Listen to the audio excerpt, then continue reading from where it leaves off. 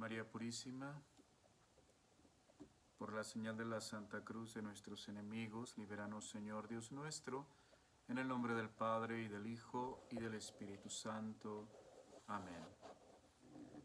Dios mío, me arrepiento de todo corazón, de todos mis pecados, y los aborrezco, porque al pecar no solo merezco las penas establecidas por ti, justamente, sino principalmente porque te ofendí a ti, sumo bien y digno de amor, por encima de todas las cosas. Por eso propongo firmemente con tu gracia no pecar más en adelante y huir de toda ocasión de pecado. Amén. Abre, Señor, mis labios, mi boca proclamará tu alabanza. Gloria al Padre, y al Hijo, y al Espíritu Santo, como era en el principio, ahora y siempre, por los siglos de los siglos. Amén.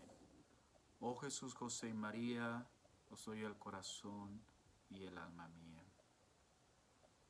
Amorosísimo Jesús, que ya vienes a regir la tierra, te pedimos nos perdones las faltas de pensamiento, palabra, obra y omisión, y que junto con tus amorosos padres, San José y Santa María, Virgen, intercedan por todos los que meditamos devotamente estas jornadas.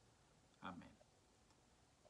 Padre nuestro que estás en el cielo, santificado sea tu nombre, venga a nosotros tu reino, hágase tu voluntad en la tierra como en el cielo.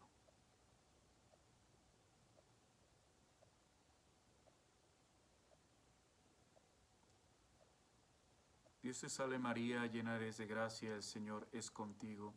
Bendita tú eres entre todas las mujeres y bendito es el fruto de tu vientre, Jesús.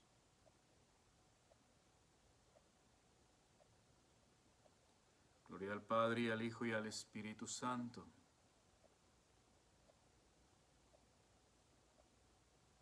Oh Jesús, José y María, os doy el corazón y el alma mía. Segundo día. Oh Virgen Santísima, así como sufriste por amor los rigores de la intemperie, llevando en tu vientre virginal al divino Jesús hecho hombre, te rogamos nos enseñes a soportar las penalidades de esta vida y que nuestra esperanza se robustezca para seguir tus huellas en las jornadas de la virtud. Amén. Del libro del Génesis. En aquellos días Jacob llamó a sus hijos y les habló así: acérquense y escúchenme, hijos de Jacob, escuchen a su padre Israel. A ti, Judá, te alabarán tus hermanos. Pondrás la mano sobre la cabeza de tus enemigos, se postrarán ante ti los hijos de tus padres. Cachorro de león eres, Judá. Has vuelto de matar la presa, hijo mío, y te has echado a reposar como un león. ¿Quién se atreverá a provocarte?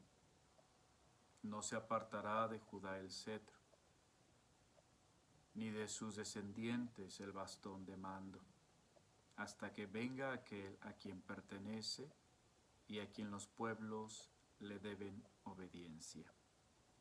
Palabra de Dios. En este día de preparación para la Navidad, ya a unos cuantos días, la Iglesia nos invita a intensificar nuestra fe, a favorecer nuestra esperanza y sobre todo a vivir este tiempo con caridad, con amor. La liturgia llama a estos días ferias mayores, del 17 al 24 de diciembre, porque, como digo, se intensifica nuestro espíritu ante la llegada de nuestro Salvador. Las profecías giran en torno a una persona, y esa persona es Cristo. En Él se ven cumplidas todas las profecías, todos los anhelos. En Él está puesta la esperanza de todo hombre y mujer que a lo largo de los siglos han vivido bajo esta esta profecía que se manifiesta desde el libro del Génesis. Cuando Adán y Eva fueron expulsados del paraíso porque el demonio los había desnudado, les había robado la gracia, Dios los expulsa, pero no con la finalidad de herirlos, de maltratarlos, ¿no? Recordemos ese hermoso texto donde Él mismo les confecciona un abrigo.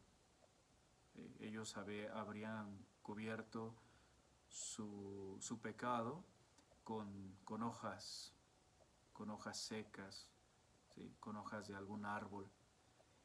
Y bueno, pues el Señor, que sí es Dios, es un Dios todopoderoso, es un Dios, bueno, es el Dios grande, el Dios todopoderoso, bueno, es Padre, ¿sí? Y como Padre no se olvida de sus hijos, ¿sí? A veces pudiéramos ver a Dios así como un ser fuera de nuestra realidad, ¿ya? Un ser muy lejano a nosotros, ¿no? El todopoderoso, claro que es todopoderoso, es el omnisciente, omnipresente, sí, todas estas categorías, pero Dios es Padre. Y como Padre, a pesar de que sus hijos hayan cometido esta desobediencia, hayan cometido este pecado, hayan caído en la debilidad del pecado, siempre se muestra compasivo y misericordioso. Por eso dice el texto que les confeccionó unos abrigos, ¿sí? Les quitó esas hojas que cubrían su debilidad y los arropó con piel de animal, es decir, les dio calor humano, ¿verdad? Bien, el Génesis sin duda es un libro que, pues al igual que la mayoría de los libros, si no es que todos los libros de la Sagrada Escritura, está escrito bajo ciertos criterios, ciertos simbolismos que hay que mirar desde la luz de Cristo, ¿sí?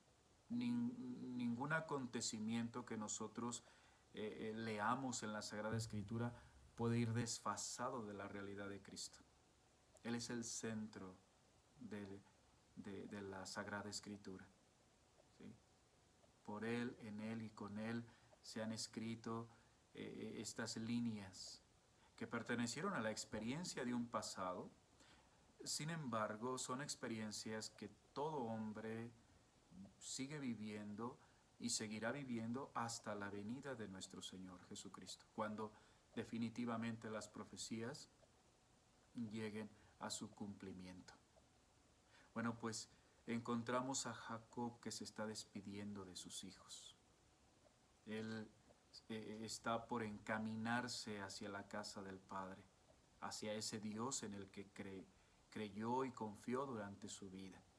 Y bueno, y quiere hacerlo de esta manera, con este hermoso poema entresacado del libro del Génesis. Pero se dirige de manera especial a Judá. En Judá se mirará realizada la profecía de antaño. Y es en la tribu de Judá, uno de los 12 hijos de Jacob, en donde los judíos empezarán a reflexionar sobre la persona del Mesías. ¿Quién es el Mesías?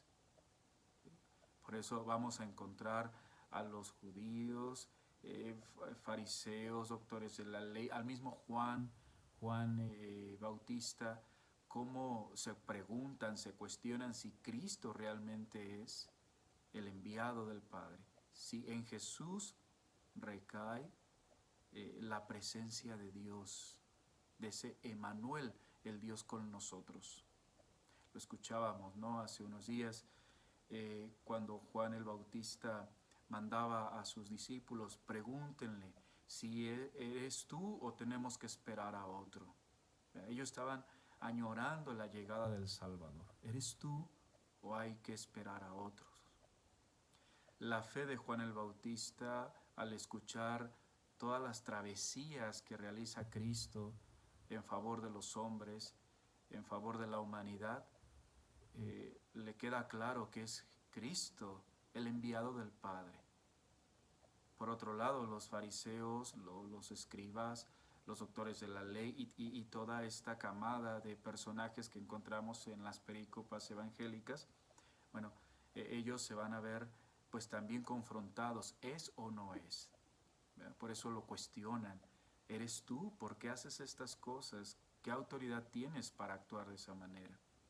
¿Sí? Los seres humanos ante ciertos acontecimientos donde Dios pone su dedo, nos desconciertan, ¿verdad? No sabemos por qué nos suceden estas cosas, por qué está pasando todo esto. La fe, que es un regalo de Dios, nos ayuda a no desfasar este acontecimiento que vivimos ordinariamente o extraordinariamente.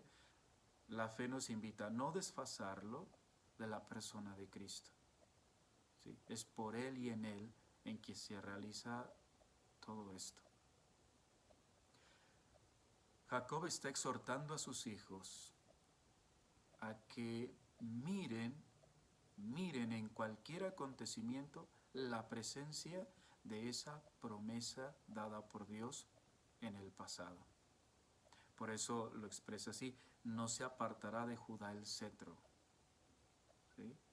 Ni de sus descendientes el bastón de mando. ¿Sí? Sobre Judá específicamente caerá esta resolución. ¿Resolución en qué sentido? La promesa anuncia la restitución de la gracia, como se canta en el pregón pascual, nos restituye a la gracia, ¿sí? La profecía habla de restaurar, de sanar, de curar, de vendar las heridas que el pecado ha dejado, ¿sí? Por lo tanto, dice, no se apartará, no dejará de meditarse y de atenderse esa fe, esa esperanza, ese amor por aquel que viene a salvarnos. La profecía, desde luego, va a tener pues distintas facetas. Los reyes la mirarán, los profetas la mirarán, el mismo pueblo la mirará de una manera muy distinta. Sin embargo, el contenido en cada uno de quien recibe la profecía, el contenido siempre será el mismo, ¿sí? Es ese Emmanuel, que quiere decir Dios con nosotros, ¿sí? Por ahí algunos, ¿cómo podríamos decir? Pensamientos de algunos escritores, dice, el Dios con nosotros se ha hecho el Dios por nosotros, ¿sí? Ha velado por nuestra salvación, ha velado por nuestras necesidades, ¿sí? Ese Dios que camina con nosotros en la historia por medio de la encarnación del Verbo Purísimo en las entrañas inmaculadas de María Santísima, es ese Dios que camina con nosotros, pero también que se hace carne, ¿sí? Para nosotros. Jesús, el Salvador, el enviado del Padre, el Hijo predilecto del Padre, como lo expresa San Juan, tanto amó Dios al mundo que le entregó a su único Hijo para que todo el que creyera en Él tuviera vida eterna. Ese Dios que camina con nosotros en este itinerario hacia la casa del Padre, ¿sí? También se hace alimento por nosotros. Se hace alimento por nosotros. Es decir, no nos coge solo de la mano para caminar con nosotros, no. Nos alimenta continuamente para no desfallecer ante esta travesía del desierto, ¿sí? De este desierto tan árido, tan hostil, tan complicado, como a veces pudiera suscitarse la vida, ¿sí? Desde luego, esta profecía que escuchamos en el libro del Génesis, pues además de estar cargada de esperanza, además de que está invitando al pueblo de Israel y todos sus descendientes a confiar en esa promesa dada por Dios en el principio, bueno, además de esto, quiere cultivar en nosotros esa armonía de la fe. A veces los momentos o las circunstancias que pudiéramos experimentar pudieran generarnos desaliento. ¿Sí? Todos en algún momento posiblemente hemos vivido, no sé, alguna experiencia inhóspita, ¿sí? que nos hace perder la armonía, nos hace perder el sentido de la vida, el sentido del por qué seguimos caminando, el sentido de por qué seguir creyendo. De repente tenemos ese choque, ¿no? Y bueno, Jacob exhorta a sus hijos, ¿sí? A que no pierdan, o bien, mejor dicho, a que no desvíen su mirada de aquel que lo cura todo. ¿Sí? Desde luego que igual, yo creo que Jacob no entendía lo que estaba diciendo. Los hijos de Jacob no entendían lo que su padre les decía, les manifestaba. Y eso también nos puede suceder a nosotros. A veces no entendemos el por qué ciertas situaciones nos acontecen. Sí, humanamente estamos muy limitados, nuestra razón está muy limitada. Por eso Dios nos ha enviado la fe. La fe y la razón en nosotros permiten esa armonía en la vida. Sí, lo que por algún momento nos embota la cabeza y no sabemos ni por dónde, la fe nos ayuda a concretizarla, a mantenernos firmes ante la batalla, ante la situación tan hostil que estemos viviendo. Sí, los instrumentos musicales se desafinan. Yo no sé mucho de música, ¿no? Me considero ignorante en este sentido, pero yo he escuchado a quien sí sabe de música que los instrumentos se desafinan. Y entonces ahí están afinando la guitarra, el violín, afinando el teclado, el órgano, no lo sé. Siento yo que la vida también implica esto, ¿sí? Siento que la vida también implica afinar. Y estas experiencias que parecieran ser contrarias a nuestra fe, estas experiencias que parecieran ser contrarias a ese Dios compasivo y misericordioso, vistas con esta mirada de fe, con esta mirada de esta profecía, de que vendrán cielos nuevos, vendrán tierras nuevas, de que vendrá el Salvador, de que ese Dios con nosotros se hará presente en nuestra vida, nos ayudan a darle armonía a lo que por algún momento se ha desafinado. ¿Sí? Yo siento que debemos de procurar esto. Y bueno, ¿qué nos permitirá afinar? ¿Dónde están los cómo? ¿Cómo afinar nuestra vida espiritual cuando ésta se torna desafinada, ¿no? Bueno, hay muchas formas de hacerlo, ¿sí? Primeramente está la oración. La oración nos genera paz, nos genera tranquilidad. Una oración en donde hablemos con Dios de corazón a corazón, como lo expresaba Juan Enrique Newman. ¿Sí?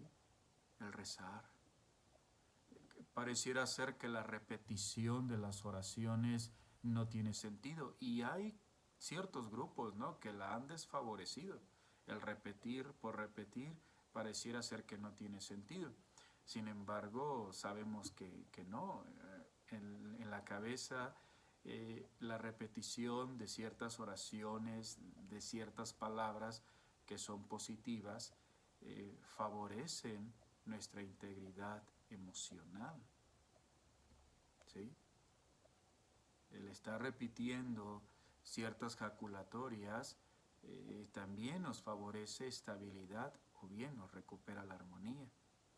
Vamos, la vida sacramental, la comunión frecuente, la confesión frecuente, de alguna otra manera nos alimentamos de esa gracia que se ve atenuada por las situaciones adversas de la vida o por el mismo pecado cometido con alevosía y ventaja.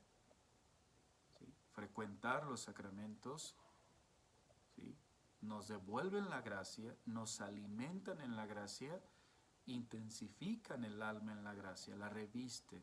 Como diría el padre Alfaro, sería la estola cándida de la gracia que cubre ante las adversidades de la vida. ¿Sí? No solamente nos venda, nos cura, nos sana, sino que también la gracia recibida en los sacramentos, ¿sí?, nos previene para no caer en desgracia, en pecado. ¿Sí? La lectura asidua de la palabra de Dios, como lo hacemos en estas posadas. La lectura de algún libro de piedad, de algún libro de superación emocional, también nos ayuda. La guía espiritual, la plática con un amigo, ¿sí? Eso también facilita nuestra vida y nuestro caminar por este valle de lágrimas. ¿Sí?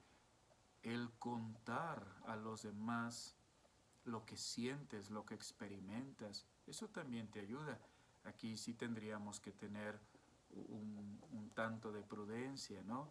Que lo que tú vayas a contar o con quien te vayas a desahogar realmente te escuche y pues realmente te ayude, porque decir las cosas por decirlas y a cualquier persona, bueno, puede ser contraproducente, ¿no? No, sino que tú busques personas que también se comuniquen, se entiendan en esta situación. Diría este sacerdote Nowen, el sanador herido, ¿no? Cuando te encuentras a personas que han vivido por circunstancias semejantes, que no son víctimas ni son victimarios, son sanadores heridos, es decir, han entendido que han venido aquí por una razón. ¿Y cuál es la razón? Sanar las heridas. ¿Sí? Porque ellos mismos han experimentado esa realidad. Por eso se vuelven asertivos, ¿sí? Por eso fácilmente entienden la realidad del otro, porque ellos mismos la han encarnado y han salido adelante, ¿no? Por eso tener mucha prudencia a quien le cuentas tus cosas, ¿no? Bueno, podríamos enunciar una gran cantidad, una gran letanía de formas para salir adelante. Sí, pudieran haber muchas y a lo mejor tú conoces otras. Bueno, pues hay que procurarlas. Sí, hay que procurarlas. La profecía que nos han heredado nuestros primeros padres, la profecía que nos ha ido fortaleciendo a lo largo de nuestra vida, debe de irse poco a poco configurando, debe de darle sentido a nuestro caminar cristiano. Yo no puedo decirte cuándo se cumplirá, ni Jacob dijo cuándo se cumpliría. ¿Sí? Y creo que nuestra mentalidad no debe de estar puesta en el cuándo, sino cuando el Señor regrese. Él sabrá en el momento apropiado, cuando Él regrese, que nos halle con esta fe viva de que confiamos en que Él vendrá a salvarnos. Es ese Dios que se hace con nosotros, que no es ajeno a nosotros, y es ese Dios que se da por nosotros para que no caminemos en tinieblas. Pues bien, familia, yo te seguiría invitando a que sigamos reflexionando con estas meditaciones, con nuestras oraciones, y bueno, ya en tu momento reza el Santo Rosario, las letanías que ayudarán y fortalecerán tu espíritu. Por el momento, en nuestro segundo día, sigamos confiando, sigamos intercediendo los unos por los otros para que en su momento Dios nos encuentre en su retorno, en su regreso, velando en oración y confiados en esa profecía que como el cometa, ¿verdad? Es una profecía, pasa, pero en su trayecto va dejando una estela, ¿verdad? Llena de esperanza. Y creo que la profecía es eso, es algo que pasó muy hermoso y que nos causó, pues, ¿por qué no?, temor, pero que en su paso va dejando una luz que va iluminando nuestro camino de retorno hacia la casa del Padre misericordioso. Espíritu Santo, fuente de luz, ilumínanos. Oremos. Dios nuestro, que para librar al hombre de la esclavitud del pecado enviaste a tu Hijo al mundo, concede a los que experimentamos con devoción su venida la gracia de tu misericordia y el don de la verdadera libertad. Por Cristo nuestro Señor. Amén. El Señor esté con ustedes. La bendición de Dios Todopoderoso, Padre, Hijo, Espíritu Santo, descienda sobre ustedes, permanezca para siempre.